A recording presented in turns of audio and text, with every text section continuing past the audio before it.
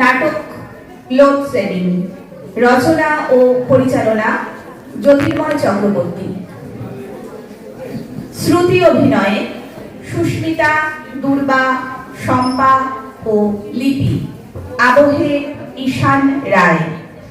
পিসি, এর একটা বিহিত হওয়া প্রয়োজন। আমিও তো তাই বলছি। ঠিক কথা। একই সমস্যা নিয়ে রোজ ঘরে অশান্তি আর ভালো লাগে না। সত্যি, এতে ঘরে শান্তি নষ্ট হয়।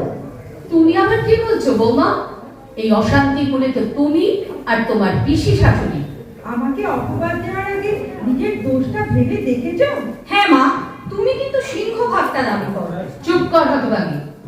যে মা তোকে 10 মাস 10 দিন পেটে ধরে খাইয়ে পড়িয়ে এত বড় করলো, তুই তার দোষ ধরছিস বৌদির সঙ্গে বউ ধরে? ছি মা, অশোভন ইঙ্গিত করবেন না, ও তো ঠিকই বলেছে। বৌমা, আহা, খামকা চিৎকার করো না তো। চিৎকার চেঁচামেচি করে এর সমাধান হবে না। কথা মা, আমি একটা কথা বলবো। আপনাদের এই সমস্যার সমাধান হলো সময়ের সমান সমান ভাগ। মানে হলো প্রত্যেকে টিভি দেখবে, কিন্তু 5 মিনিট অন্তর অন্তর চ্যানেল বদলাবে। ঠিক বলেছিস মঞ্জুমা। তাহলে তো আর কোনো দ্বন্দ্ব নেই। পিসি, তাহলে পঞ্চুমার কথা মতো আজ থেকেই টিভি দেখা শুরু হোক। হ্যাঁ, তাই হোক। আমি বাড়ির বড়, তাই আমার চান্স প্রথম। আচ্ছা বেশ বেশ, তাই হবে। তাহলে আমি টিভি চালিয়ে দিলাম। নমস্কার, আমি সুতপা, আর আপনারা দেখছেন মূল টিভি। অবশেষে পুরনো কাল ত্যাগ করে মিসেস পুষ্পদাস নতুন কালে যোগদান করলেন। নতুন কালে যোগদান করেই তিনি বললেন, সব বৌমাদের বলছি, আজ আমি রান্না করবো 50 শাকের কালিয়া। প্রথমে শাকগুলো সেদ্ধ করে নিতে হবে, তারপর কড়াইয়ে তেল গরম করে খুন্তি দিয়ে আস্তে করে গোলে ঠেলে দিলেন, গোল। খেলার ফলাফল দাঁড়ালো মোহনবাগান 1, ইস্ট বেঙ্গল 1। আবার খেলা শুরু হয়ে গেছে। সেন্টার লাইন থেকে বল নিয়ে ইস্ট বেঙ্গল আক্রমণে অম্লান। তার বাঁ পাশে ভীষণ সচল, বল নিয়ে ঢুকে মোহনবাগান পেনাল্টি বক্সে। দর্শকের চিৎকার, বাসুদেব তোমাকে অভিসম্পাদ দিচ্ছি। তোমার যাদব বংশ তোমার চোখের সামনে ধ্বংস হবে, ঠিক যেভাবে কৌরব বংশ আমার চোখের সামনে ধ্বংস হলো।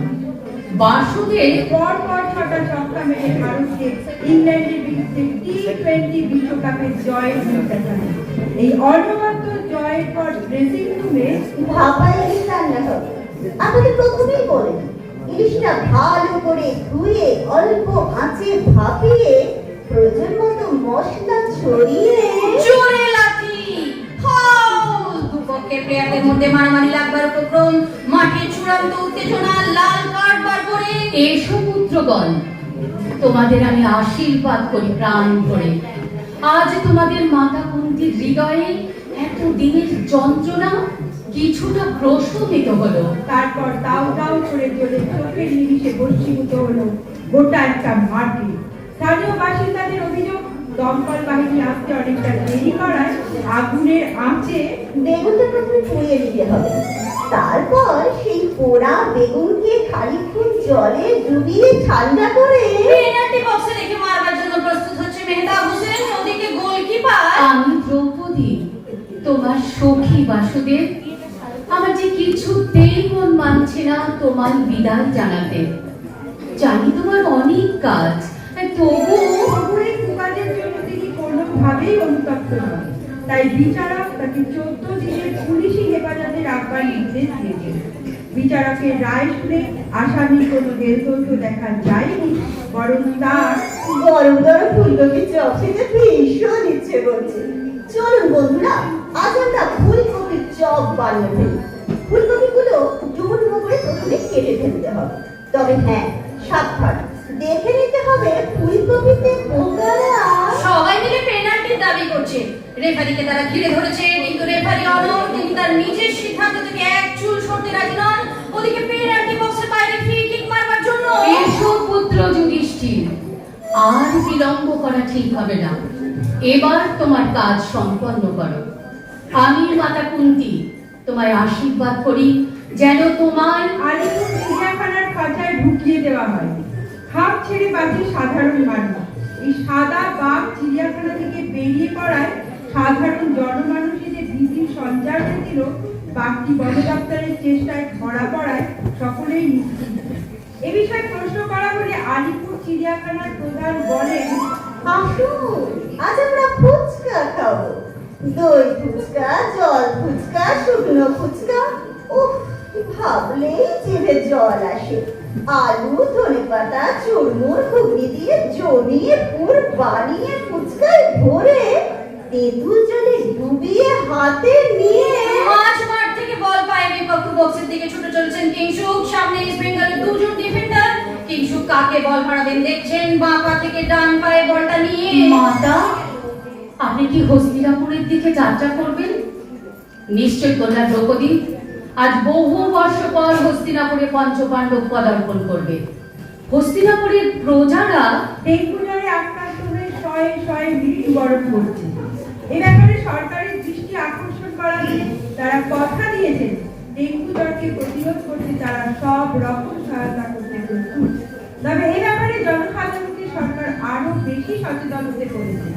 বাড়ির পাশে বা বাড়ির মধ্যে নোংরা জলে মাংসটা ভালো করে ধুয়ে নিয়ে দই দিয়ে আধ ঘন্টা ম্যারিনেট করে রেখে গ্যাস ওভেনের অল্প আঁচে দর্শকরা মশাল জ্বালিয়ে নিলেন। খেলার ফলাফল ইস্ট বেঙ্গল 2, মোহনবাগান 1। ইস্ট বেঙ্গল সমর্থকরা মশাল জ্বালিয়ে লিগ জয় সেলিব্রেশন শুরু করে দিয়েছে। 2 ম্যাচ বাকি থাকতেই তাদের লিগ জয় সম্পন্ন হলো স্বাভাবিকভাবে। ওদের আনন্দেই আমার আনন্দ কন্যা দ্রৌপদী। আমি তো মাতা, পুত্রদের সুখেই আমার সুখ। তুমি হঠাৎ এত বিমর্ষ কেন? তুমি কিছু বলো। তাই শুনে তিনি বললেন, আপনার লজ্জা করে না? আসামি পক্ষের উকিল হয়ে আপনি নির্লজ্জতার সীমা ছাড়িয়ে গেছেন। এই চরম ভৎসনা শুনে আসামি পক্ষের উকিল খানিকক্ষণ নীরব থাকেন, তারপর বলেন, হিঙের কচুরি বড় লোভনীয়, চোখের সামনে দেখলেই গোটা কয়েক খেয়ে ফেলতে ইচ্ছে করে। কি তাই তো? তাই জন্য আজ আপনাদের শেখাবো হিঙের কচুরি, যা খেয়ে কিছু দর্শক অসুস্থ হয়ে পড়েছে। তাদের অবিলম্বে অ্যাম্বুলেন্সে পাঠানো হচ্ছে স্থানীয় নার্সিংহোমে। এই ধরনের ডার্বি ম্যাচকে কেন্দ্র করে সব সময় একটা ভয় থেকে যায়। টেনশন এমন মাত্রায় পৌঁছে যায় যেখানে দর্শকরা নিজেদের সংযম অনেক সময় হারিয়ে ফেলে। মোহনবাগান প্লেয়ারের ড্রেসিং রুম থেকে এখনো বের হয়নি, মুখ কালো করে। পুত্র কৃষ্ণ, তুমি দ্বারকায় ফিরে যাচ্ছ? তুমি এভাবে আমাদের ছেড়ে চলে যেও না। আমি মাতা কুন্তী জবাব দিচ্ছি, আল কায়দা গোষ্ঠী এবার গোটা বিশ্বে ত্রাস সৃষ্টি করতে চলেছে। সম্প্রতি এমনই এক ভিডিও টেপ ইন্টেলিজেন্স ডিপার্টমেন্টের হাতে এসেছে। এ ব্যাপারে দেশের স্বরাষ্ট্র মন্ত্রক ভীষণ রকম সচেতন হয়ে উঠেছে। তারা যুদ্ধকালীন তৎপরতায় মাংসটা ধুয়ে ভালো করে ম্যারিনেট করে কড়াইয়ে চাপিয়ে দিই। এবার ভালো করে কষে এক থাপ্পড় মারলো পুলিশ উত্তেজিত এক জনতাকে। ঘটনার আকস্মিকতায় উত্তেজিত জনতা একটু থমকে গেছে, কিছুটা ছত্রভঙ্গ হয়ে পড়েছে তারা, কিন্তু না, ও মাই গড, দ্বিগুণ উৎসাহে জনতা সংঘবদ্ধভাবে ধেয়ে আসছে পুলিশের দিকে। খণ্ড যুদ্ধ। করো না পুত্র যুধিষ্ঠির, তুমি হস্তিনাপুরের ভাবী রাজা, তোমাকে এ কাজ মানায় না। তোমার মন অনেক বড়। আমি তোমার মাতা হয়ে গর্বিত যে আগামী দিনে তুমি জগতের বুকে দাঙ্গা ও রক্তের ফোয়ারা ফোটাবে। হ্যাঁ, এমনই হুঁশিয়ারি দিয়েছে সাম্প্রদায়িক গোষ্ঠীগুলি।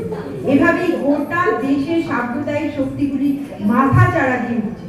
এ ব্যাপারে রাষ্ট্রসংঘের অবস্থা কি তা জানতে চাওয়া হলে রাষ্ট্রসংঘের প্রধান বলেন, চিংড়ি মাছের মালাইকারি খেতে কি ভালো লাগে না?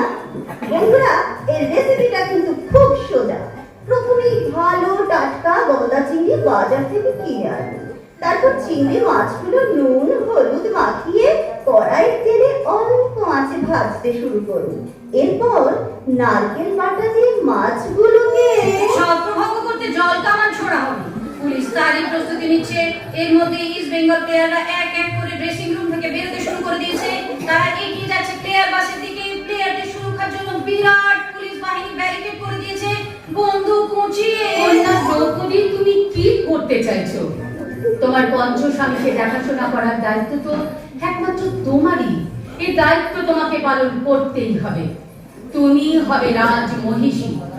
এখনই সময় এসেছে তোমার অবৈধ সম্পর্কে জড়িয়ে পড়া।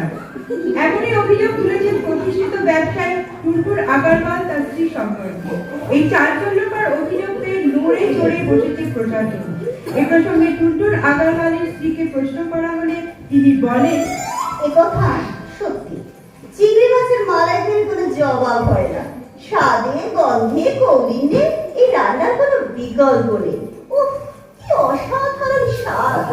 একটুকরো মুখে চালান করতে মারতে মারতে প্রিজন ভ্যানে তোলা হচ্ছে বিক্ষোভকারীদের।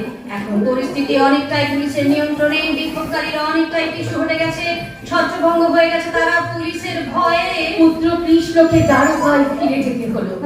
এই আমাদের কাছে খুবই কষ্টের সংবাদ পুত্রগণ, কিন্তু এতদিন পুত্র কৃষ্ণ যেভাবে তোমাদের অভিভাবকের মতে পাশে ছিল, সেই দিন আমি কখনো ভুলতে পারবো না। কন্যা দ্রৌপদী, তুমি তোমার পঞ্চস্বামীর জন্য খাদ্যের আয়োজন করো। বিশেষ করে পুত্র ভীম খুবই ক্ষুধার্ত।